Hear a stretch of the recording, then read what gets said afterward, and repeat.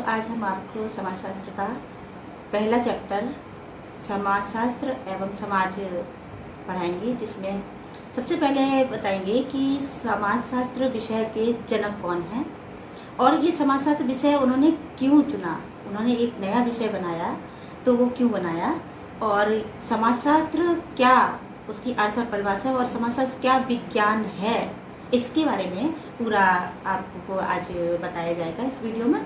तो सबसे पहले हम बताएंगे आपको कि समाजशास्त्र का परिचय। समाजशास्त्र एक अंतः संबंधित प्रक्रिया है जो विभिन्न प्रकार के जो व्यक्ति हैं उनके व्यक्तिगत समस्याएं और जो सामाजिक मुद्दे हैं उन सभी के अध्ययन करने के लिए समाजशास्त्र विषय का चयन किया गया।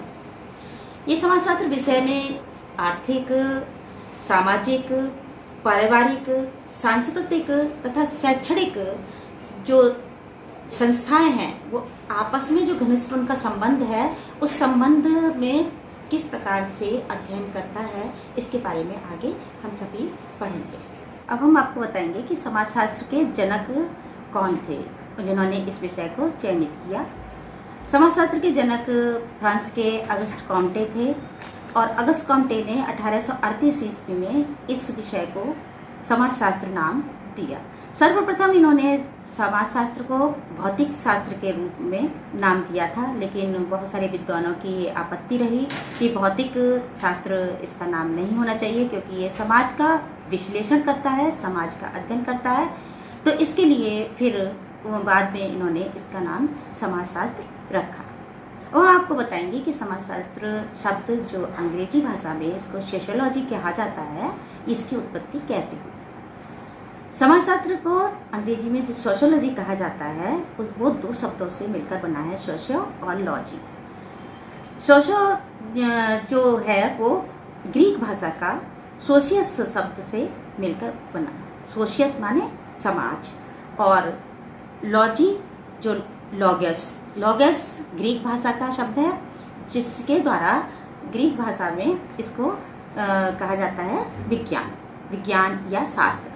तो समाज का एक शास्त्र, समाज का शास्त्र अर्थात जिसमें समाज का अध्ययन किया जाए, ऐसा विषय सोशियोलॉजी इसका नाम रखा गया।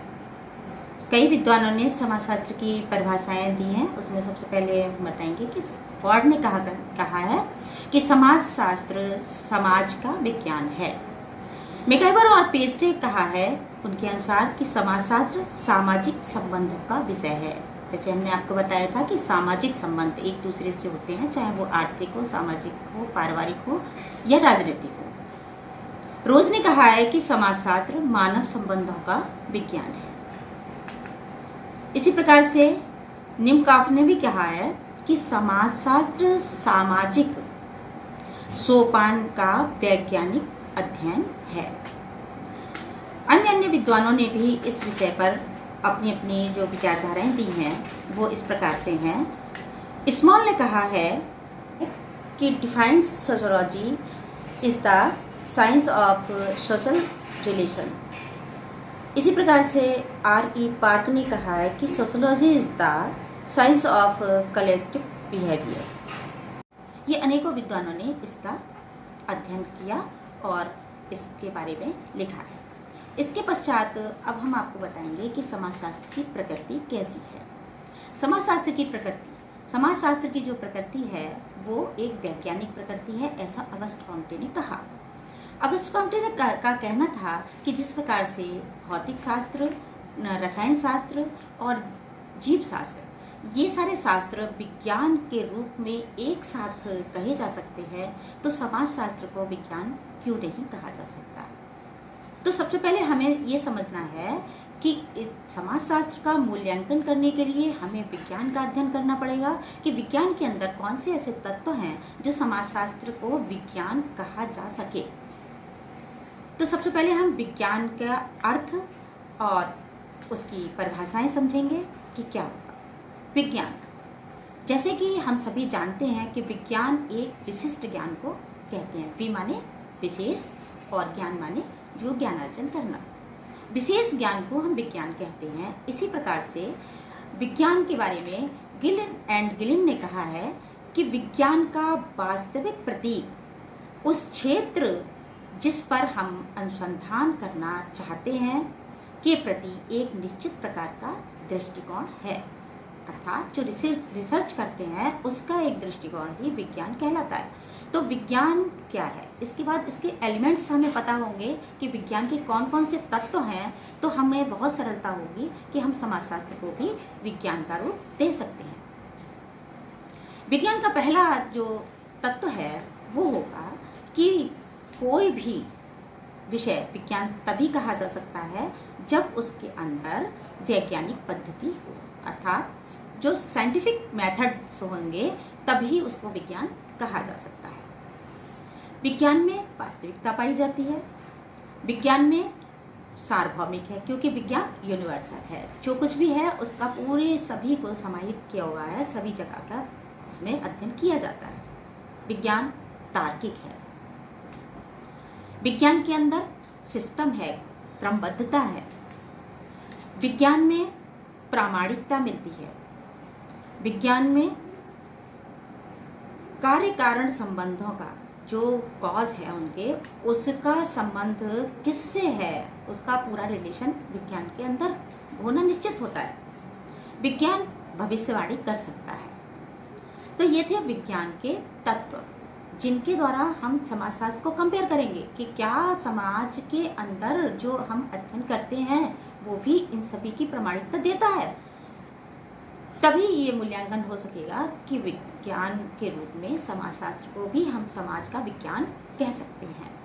अगस्त कॉम्टे ने इसी के पक्ष में जो इसके तत्व बताए वो हैं कि सबसे पहले उन्होंने कहा कि समाजशास्त्र एक विज्ञान है, इसमें वैज्ञानिक पद्धति पाई जाती है, अर्थात एक विशेष मेथड के साथ इसका अध्ययन किया जाता है। जैसे समाज की कोई भी समस्याएं हैं, अभी एक समस्या हाल ही में हमारे सामने जो यूनिवर्सल आई है, जो ग्लोबल है, वो समस्या उत्पन्न हुई, कोरोना की जो समस्या उत्पन्न हो गई है, तो इसके अध्ययन के लिए इसके नए नए चैप्टर्स बन जाएंगे, नए नए स्टडीज होने लगेंगी। तो ये एक क्रमबद्ध रूप से इसका जो एक बताया जाएगा कि इस प्रकार से हुआ और ऐसे समाज में परिवर्तन हुआ, तो इसकी एक वैज्ञानिक पद्धति निश्चित रूप से होगी जो समाज के अंदर उसका अध्ययन होगा और वो समाजशास्त्र से रिलेटेड होगा। इसी प्रकार से विज्ञान में समाजशास्त्र एक यथार्थवादी है। विज्ञान में सार्वभौमिकता पाई जाती है क्योंकि विज्ञान में जो सार्वभौमिकता पाई जाती है वही सार्वभौमिकता समाजशास्त्र के अंतर्गत भी पाई जाती है, क्योंकि समाजशास्त्र में सभी विषयों का अध्ययन होता है। समाज में रहने वाला प्राणी, जंतु, वनस्पति सभी का अध्ययन समाज के अंदर के व्यक्ति जितने भी हैं उनके द्वारा किया जाता है। कोई भी चीज समाजशास्त्र से अछूती नहीं रहती। समाजशास्त्र में तार्किकता की भावना है, क्योंकि तर्क के कोई भी घटना घटित होती है तो उसमें बहुत सारे तर्क होते हैं। तो समाजशास्त्र तार्किक है। समाजशास्त्र में अवलोकन किया जाता है। अवलोकन माने देखना, देखा जाना। कोई भी घटना जब घटित होती है तो उसका अवलोकन किया जाता है कि ये घटना कैसे घटित हुई और इसके बाद ये घटना और भी अगर यही सब कंडीशंस बनी तो घटनाएं और भी घटित हो सकती हैं, ये संभावनाएं भी दी जाती हैं, तो इसका अवलोकन किया जाता है। कार्य कारण संबंधों, जो भी कार्य किया जा रहा है उसके क्या कारण हैं और उसके कारण से क्या परिणाम निकलेंगे, ये समाजशास्त्र के अध्ययन का एक विषय रहता है। तो समाजशास्त्र के जो तत्व हैं इसमें इन्होंने ये बताया कि हम किस प्रकार से समाजशास्त्र को विज्ञान के रूप में बताएंगे। लेकिन कुछ विद्वानों का कहना है, कुछ समाजशास्त्रियों का कहना है कि हम समाज को विज्ञान के रूप में नहीं ले सकते, अर्थात उन्होंने इसमें आपत्ति बताई कि समाज में और विज्ञान में क्या फर्क है, जो अगस्त कॉम्टे ने इसको नज़रअंदाज कर दिया। उन्होंने इन चीज़ों को बिल्कुल ध्यान में नहीं दिया और समाजशास्त्र को एक विज्ञान के रूप में दे दिया। जहाँ पर किसी भी चीज़ का जहाँ पर एक तरफ पक्ष होता है तो निश्चित रूप से उसका एक विपक्ष भी होता है। तो उन्होंने कहा, सबसे पहले उन्होंने ये बात बताई, जिन विद्वानों ने इस पर आपत्ति जाहिर की, उन्होंने कहा कि इसमें लैब्स नहीं होते, इसमें प्रयोगशालाएं नहीं होती, जबकि विज्ञान में हमेशा, चाहे वह भौतिक विज्ञान हो, रसायन विज्ञान हो, कोई सा भी विज्ञान हो, विज्ञान में एक प्रयोगशाला होती है, जबकि यहाँ का जो प्रयोग होता है वो समाज के अंदर ही होता है, तो इसमें प्रयोगशाला नहीं होती। दूसरी बात उन्होंने बताई कि सामाजिक घटनाओं में जटिलता और परिवर्तनशीलता रहती है।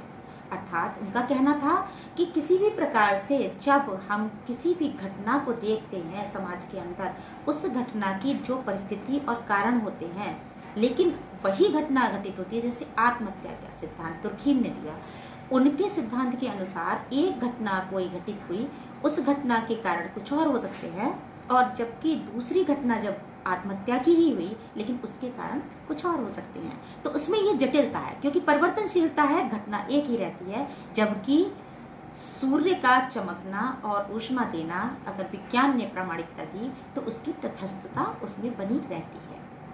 तो इसलिए उन्होंने आपत्ति की कि समाजशास्त्र को विज्ञान नहीं कहा जा सकता।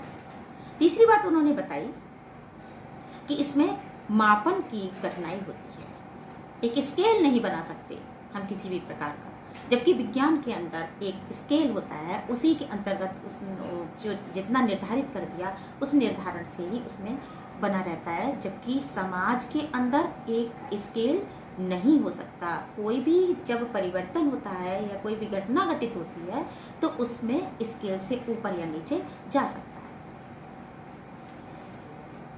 सार्वभौमिकता की कमी, ये कोई भी घटना सार्वभौमिक नहीं हो सकती।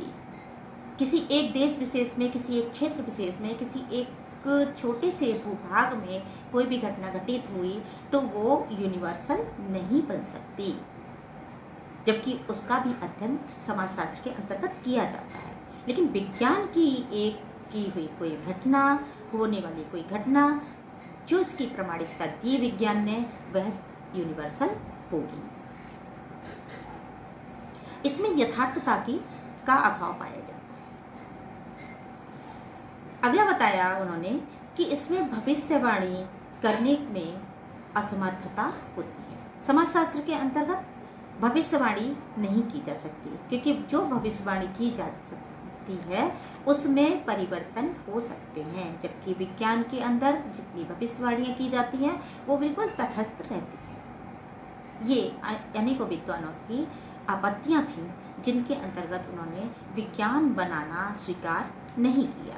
लेकिन अगस्ट काम्टे ने कहा, इन आपत्तियों की आलोचना भी की। उन्होंने कहा कि विज्ञान या कोई भी विषय, इतिहास, भूगोल, राजनीति शास्त्र, किसी भी प्रकार का अध्ययन समाजशास्त्र के अंतर्गत ही किया जाता है।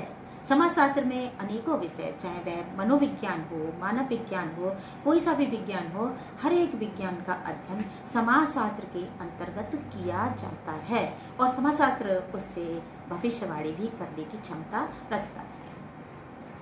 लेकिन बच्चों, आप लोगों ने समझा कि आज समाजशास्त्र का अर्थ क्या है। अगली वीडियो जो आपको बताएंगे उसमें विभिन्न विषयों से इनका संबंध और समाज किसे कहते हैं इसके बारे में बताएंगे।